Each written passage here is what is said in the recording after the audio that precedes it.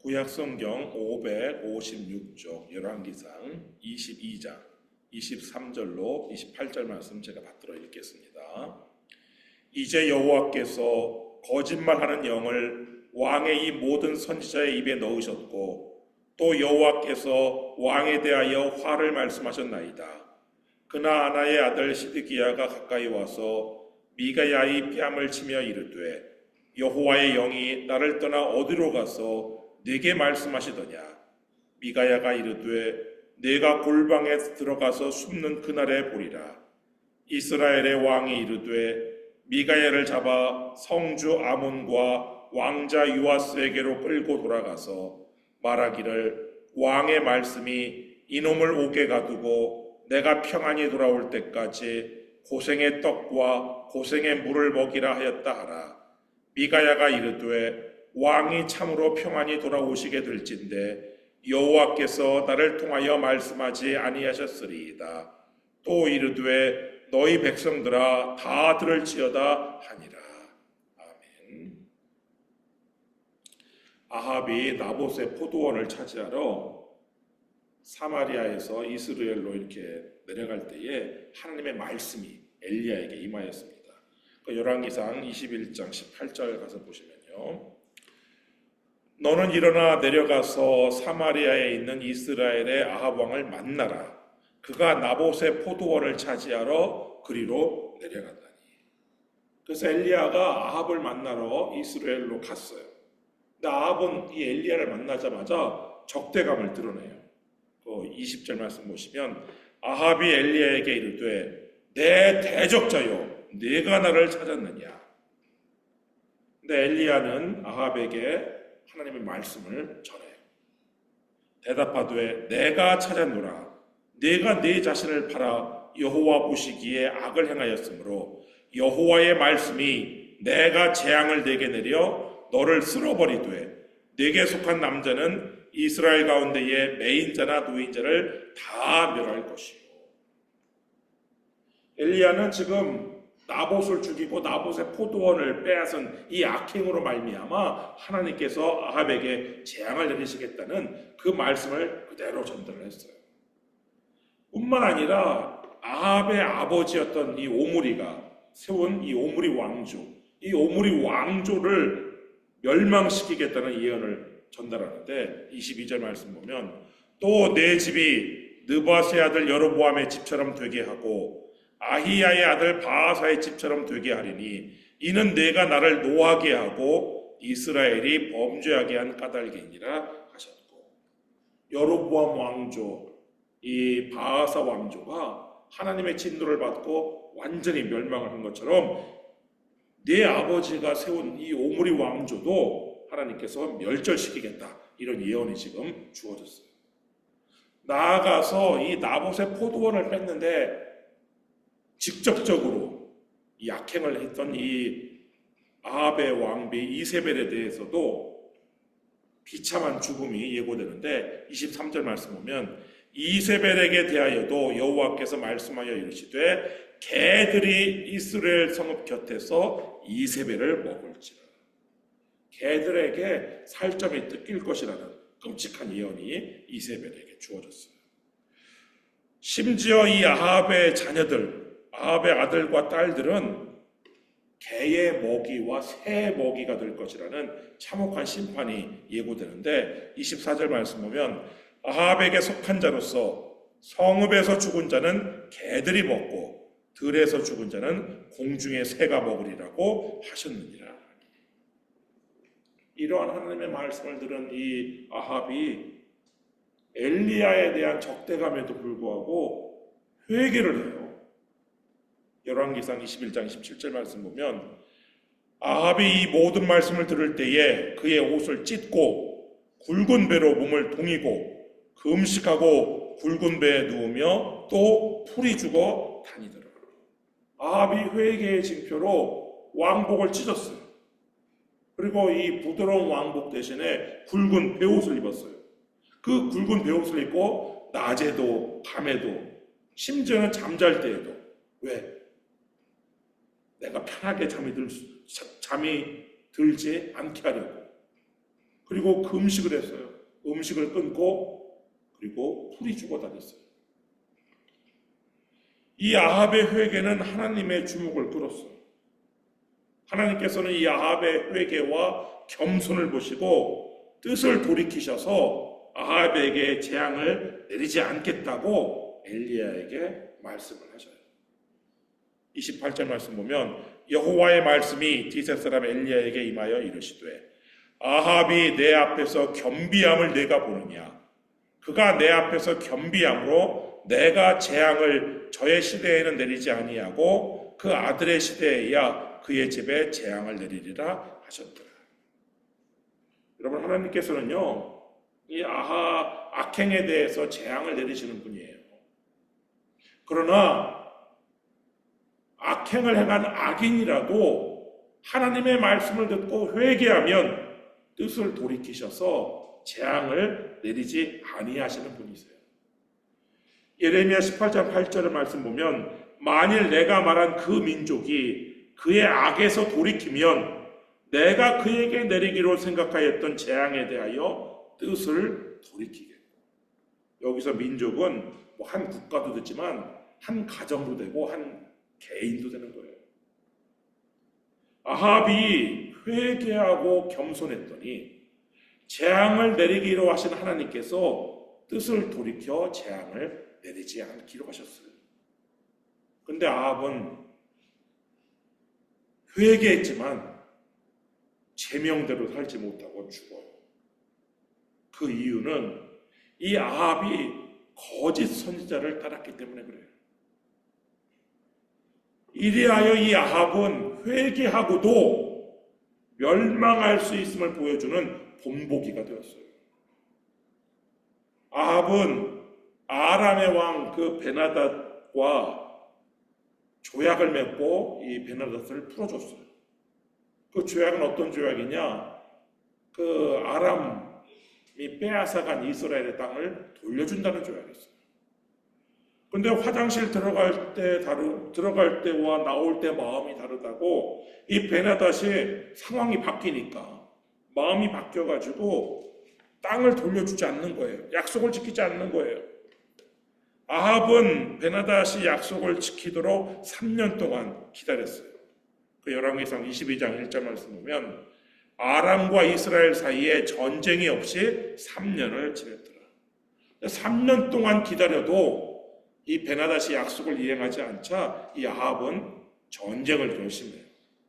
3절 말씀 보면 이스라엘의 왕이 그의 신하들에게 이르되 길르앗 라못은 본래 우리의 것인 줄을 너희가 알지 못하느냐? 우리가 어찌 아람의 왕의 손에서 도로 찾지 아니하고 잠잠히 있으리요? 하고, 아합은 우선 그 요단강 동편에 있는 길르앗 라못 이 성을 되찾기를 원했어요. 이 길르앗 라못은 그 도피성 중에 하나예요. 하나님께서 도피성을 요단강 동쪽에 3개, 요단강 서쪽에 3개 이렇게 정하셨는데 그 중에 하나가 이 길르앗 라못인데, 이 도피성이라는 것은 교통의 요지란 말이에요. 그래서 이 길르앗 라못은 상업적으로도 군사적으로도 아주 중요한 그런 도시라서 이 아람이 이스라엘로부터 이걸 뺏어간 거란 말이에요. 근데 이제 아합이 그 길르앗 라못을 이제 무력으로 되찾기를 지금 원하고 그런 계획을 세우는데, 근데 북왕국 이스라엘 혼자 이 아람을 상대하기는 어렵다고 여겨가지고 이 남왕국 유다와 연합군을 결성해가지고 그 길르앗 라못을 뺏기를 원했어요. 당시 남왕국 유다의 왕은 여호사밧이었어요. 41절에 보면은 나오는데, 이스라엘의 아합 왕 제4년에 아사의 아들 여호사밧이 유다의 왕이 되니, 그러니까 아합이 왕이 된 지 4년째에 이 남왕국에서 이 새로 왕이 된 왕이 여호사밧인데, 이 남왕국 유다의 이 4번째 왕인 이 여호사밧은 그 선왕이었던 아사 왕이 북왕국과 적대 관계를 가졌었는데, 이 북왕국과의 적대 관계를 청산하고 이 북왕국과의 혼인 동맹을 맺어요. 그 역대하 18장 1절의 말씀 보면 여호사밧이 부귀와 영광을 크게 떨쳤고 아합 가문과 혼인함으로 인척 관계를 맺었더라. 그리고서는 이 북왕국의 수도 사마리아를 방문해가지고 남북 정상회담을 개최를 했어요. 그 역대하 18장 2절 말씀 보면 2년 후에 그가 사마리아의 아합에게 내려갔더니 아합이 그와 시종을 위하여 양과 소를 많이 잡고 함께 가서 길르앗 라못 치기를 권하였더라. 그렇게 사마리아에서 정상회담을 하는데 이 북왕국 이스라엘의 왕인 아합이 남왕국 유다의 여호사밧 왕에게 우리 같이 길르앗 라못을 칩시다, 이런 제안을 하는 거예요. 오늘 보면 4절에도 나오는데 여호사밧에게 이르되 당신은 나와 함께 길르앗 라못으로 가서 싸우시겠느냐. 근데 이런 제안에 대해서 이 여호사밧이 어떻게 반응을 하냐면 우리가 남이가 이런 반응을 하면서 전쟁에 참전하겠다고 얘기하는 거예요. 여호사밧이 이스라엘 왕에게 이르되 나는 당신과 같고 내 백성은 당신의 백성과 같고 내 말들도 당신의 말들과 같으니이다. 우리가 서로 남이 아닙니다. 우리는 하나입니다. 그래서 함께 우리 전쟁에 나가겠습니다. 지금 이렇게 이야기를 하는데, 근데 한 가지 조건을 걸어요. 여호사밧 어떤 조건을 걸으냐? 거기에 5절 말씀 보면 여호사밧이 또 이스라엘의 왕에게 이르되 청하건대 먼저 여호와의 말씀이 어떠하신지 물어보소서. 하나님의 뜻을 먼저 묻고 그 다음에 우리가 전쟁을 결정합시다, 이렇게 얘기를 하는 거예요. 그래가지고 이 아합이 하나님의 선지자들을 소집을 하는데 6절 말씀 보면 이스라엘의 왕이 이에 선지자 400명쯤 모으고 그들에게 이르되 내가 길르앗 라못에 가서 싸우리야 말랴. 그들이 이르되 올라가소서. 주께서 그 성읍을 왕의 손에 넘기시리이다. 그렇게 해서 모은 선지자가요 무려 400명이나 되었어요. 이 아합이 회개하고 하나님을 섬기자 하나님의 선지자들이 그만큼 늘어나는 것으로 보이는데, 문제는 이 선지자들이 거짓 선지자라는 거예요. 이 400명의 선지자들이 전부 다 아합에게 하나님께서 승리를 주실 것이니까 전쟁을 하라고 예언을 하는 거예요. 근데 여호사밧 왕이 뭔가 좀 미심쩍었는지 하나님의 선지자를 이 400명 말고 다른 하나님의 선지자가 있는지 물어요. 7절 말씀 보면 여호사밧이 이르되 이 외에 우리가 물을 만한 여호와의 선지자가 여기 있지 아니하니까. 그러니까 아합이 미가야라는 선지자가 있다라고 대답을 해요. 8절 말씀 보면 이스라엘의 왕이 여호사밧 왕에게 이르되 아직도 이물라의 아들 미가야 한 사람이 있으니 그로 말미암아 여호와께 물을 수 있으나 그는 내게 대하여 길한 일은 예언하지 아니하고 흉한 일만 예언하기로 내가 그를 미워하나이다. 여호사밧이 이르되 왕은 그런 말씀을 마소서. 근데 아합이 미가야 선지자를 부르지 않은 이유가 미가야 선지자가 자신에 대해서 흉한 예언을 해서 이 미가야 선지자를 미워해서 부르지 않았다라고 얘기를 해요. 그러니까 여호사밧 왕이 아이고 임금님, 하나님의 선지자를 두고 그렇게 말씀하시면 안 됩니다 라고 이야기를 하면서 그 미가야 선지자의 이야기를 듣기를 원했던 거예요. 그래서 이 아합이 미가야를 불러요. 9절 말씀 보면 이스라엘의 왕이 한 내시를 불러 이르되 이물라의 아들 미가야를 속히 오게 하라 하니라. 그래서 이 내시가 이 미가야를 부르러 미가야의 집에 갔어요. 근데 이 내시가 미가야를 부르러 갔으면 미가야를 빨리 모시고 왕 앞에 데리고 가면 되는 건데 내시가 월권을 행해요. 거기 11절 말씀, 그 13절 말씀 보면은 미가야를 부르러 간 사신이 일러 이르되 선지자들의 말이 하나같이 왕에게 길하게 하니 청하건대 당신의 말도 그들 중 한 사람의 말처럼 길하게 하소서. 아니, 왕의 명령으로 이 선지자를 데리러 갔으면 그냥 모시고 오면 되는 거지. 아니, 왜 자신이 이렇게 예언하라, 저렇게 예언하라, 이런 지시를 내리는 거예요. 참된 선지자라면 하나님께서 말씀하시는 것을 말하는 것이 참된 선지자예요. 다른 선지자가 뭐라고 했든지, 아니면 왕의 관리가 고위 공무원이 요구하는 대로 말하는 게 참 선지자가 아니란 말이에요. 다른 선지자가 이렇게 말을 했으니 당신도 이렇게 말하시오. 이거는 이 내시의 월권이자 이건 교만이죠. 그 내시의 요구에 대해 미가야가 이렇게 대답을 합니다. 14절 말씀 보면 미가야가 이르되 여호와께서 살아계심을 두고 맹세하노니, 맹세를 해요. 여호와께서 내게 말씀하시는 것 곧 그것을 내가 말하리라. 이게 진짜 선지자죠. 참 선지자. 미가야가 참 선지자임을 엿보는 대목이 바로 이거예요.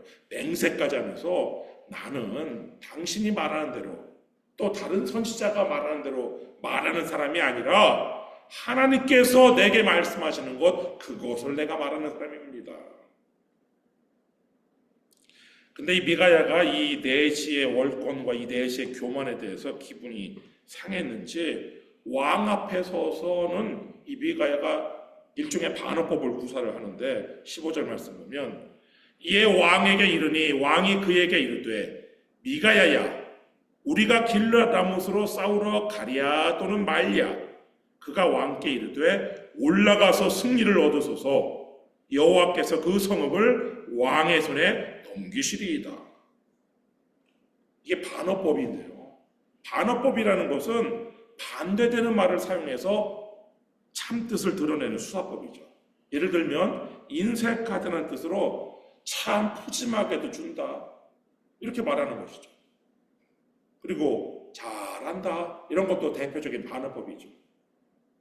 이 미가야의 말을 들은 이 아합은 역정을 내요. 16절 말씀 보면 왕이 그에게 이르되 내가 몇 번이나 내게 맹세하게 하여야 내가 여호와의 이름으로 진실한 것으로만 내게 말하겠느냐. 그래서 미가야가 이제는 반어법을 사용하지 않고 진실을 말해요. 17절 말씀 보면 그가 이르되 내가 보니 온 이스라엘이 목자 없는 양같이 산에 흩어졌는데 여호와의 말씀이 이 무리에게 주인이 없으니 각각 평안히 자기의 집으로 돌아갈 것이니라 하셨나이다. 구약 성경에서 목자는요, 왕을 상징하는 단어예요. 제사장이나 선지자와 같은 하나님의 종을 뜻하는 것이 아니에요. 근데 미가야의 눈에 지금 온 이스라엘이 목자 없는 양같이 산에 흩어진 광경을 보았어요. 왕이 지금 없다는 뜻이죠. 왕이 죽었고 전쟁에서 패해서 이 백성들이 뿔뿔이 흩어진 것을 지금 본 거란 말이에요. 이 미가야가 이렇게 예언을 하니까 이 아합이 진실한 것으로 말하라고 해서 진실을 내게 이야기했더니 이번에는 아합이 이렇게 반응을 하는 거예요. 18절 말씀 보면 이스라엘의 왕이 여호사밧 왕에게 이르되 저 사람이 내게 대하여 길한 것을 예언하지 아니하고 흉한 것을 예언하겠다고 당신에게 말씀하지 아니하였나이까. 이 아합의 반응은요, 아합은 지금 진실한 예언을 듣기 원하는 것이 아니에요. 자기가 듣기 원하는 길한 예언, 이 길한 예언을 원했던 거예요. 그러니까 이 참 선지자인 미가야가 전하는 진실한 예언, 그게 듣기 지금 싫었어요. 아합은 거짓 선지자들이 하는 거짓 예언, 그들은 아합의 귀에 듣기 좋은 말, 아합이 듣기 원하는 말들을 해줬는데 그런 거짓 선지자들을 신뢰하고 이 참 선지자인 미가야는 미워했단 말이에요. 이 400명의 거짓 선지자들 중에 유일하게 이름이 나오는 선지자가 있는데 바로 시드기야예요. 이 시드기야는 막 철로 뿔들을 만들어 가지고 와가지고 실물 설교라고 그러죠. 막 보여주면서 하는 실물 설교에 해당하는 실물 예언을 막 이렇게 했어요. 11절 말씀 보면 그나아나의 아들 시드기야는 자기를 위하여 철로 뿔들을 만들어 가지고 말하되 여호와의 말씀이 왕이 이것들로 아람 사람을 찔러 진멸하리라 하셨다 하고 시드기야는 그렇게 예언을 했어요. 하나님의 말씀이 왕이 막 이걸로 아람을 진멸할 것입니다. 승리할 것입니다. 이렇게 예언을 했는데 이 미가야는 그 시드기야의 예언이 거짓이라고 이야기를 하는데 23절 말씀 보면 이제 여호와께서 거짓말하는 영을 왕의 이 모든 선지자의 입에 넣으셨고 또 여호와께서 왕에 대하여 화를 말씀하셨나이다. 그러니까 이 시드기야가 와가지고 미가의 뺨을 탁 때려요. 24절 말씀 보면 그나아나의 아들 시드기야가 가까이 와서 미가야의 뺨을 치며 이르되 여호와의 영이 나를 떠나 어디로 가서 내게 말씀하시더냐. 이 시드기야는 막 호통을 쳐요. 미가야에게. 아니 여호와의 영, 성령이 하나님의 영이 나한테 임하고 있는데 이 하나님의 영이 어느 길로 가서 너한테 가서 지금 그렇게 예언을 하는 말씀을 하던 말이냐. 호통을 친다. 호통을 쳐요. 근데 이 아합 왕이 시드기야 예언, 미가의 예언 중에서 이 시드기야 예언은 거짓 예언이에요. 미가의 예언은 참된 예언이에요. 근데 시드기야 예언은 길한 예언이에요. 승리할 것입니다. 근데 이 미가의 예언은 흉한 예언이에요. 패배할 것입니다. 그리고 왕은 죽을 것입니다. 그런데 이 두 예언 중에서 이 거짓 선지자인 시드기야를 신뢰하고 그의 예언을 붙잡아요. 그리고 이 참된 예언을 한 이 미가야는 어떻게 하냐면 옥에 가둬요. 26절 말씀 보면 이스라엘의 왕이 이르되 미가야를 잡아 성주 아몬과 왕자 요아스에게로 끌고 돌아가서 말하기를 왕의 말씀이 이놈을 옥에 가두고 내가 평안히 돌아올 때까지 고생의 떡과 고생의 물을 먹이라 하였다 하라. 하나님의 선지자에게 이놈이라고 하면서 옥에 가두고 고생의 떡과 고생의 물을 먹이라는 것은 죽지 않을 만큼 떡과 물을 주라는 거예요. 그러니까 이 미가야는 진실한 말씀을 전했다는 이유로 뺨을 맞고 감옥에 갇혀서 배고픔과 이제 목마름의 고통을 당하게 되었어요. 아합은 자기는 승전해서 돌아올 거라고 내가 평안히 돌아올 때까지 그때 이놈에게 아주 떡 조금 물 조금 주고 있다가 내가 돌아오면 내가 이놈을 제가 당장 요절내겠다 아마 뭐 이런 뜻이었겠죠. 그런데 미가야는 마지막까지도 이 아합 왕과 백성들에게 호소를 해요. 28절 말씀 보면 미가야가 이르되 왕이 참으로 평안히 돌아오시게 될진데 여호와께서 나를 통하여 말씀하지 아니하셨으리이다. 또 이르되 너희 백성들아 다 들을지어다 하니라. 아합은 뭐 이 감옥에 가두고 참선자를 감옥에 가두고 출전을 해요. 근데 출전했다가 화살에 맞아서 죽어요.